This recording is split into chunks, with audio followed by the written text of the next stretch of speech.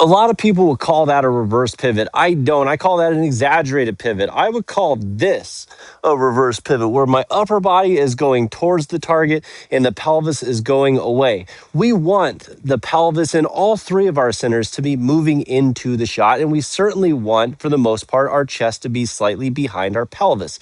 Okay, if I sit here and I kick my chest forward, my pelvis away, I'm literally doing the opposite that I want, and now I have a lot of ground I have to make up by sliding my pelvis back this way to get my chest behind my pelvis, okay? So first of all, you need to understand what you're looking at too. When I make a pivot like this, all right, I stay down into a lot of forward bend.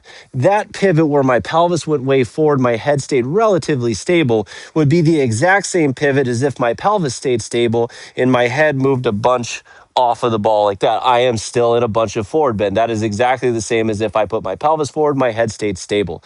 All right, so when you think of a reverse pivot, first of all, just ditch the labels and understand what type of shot are you trying to hit. If you are struggling with out and over the top, then look at your pivot. If you look like this, well, that's probably a big reason why, because if I start down from this type of backswing pivot, this wants me to retain a lot of left bend. Everything's going to come more out and over.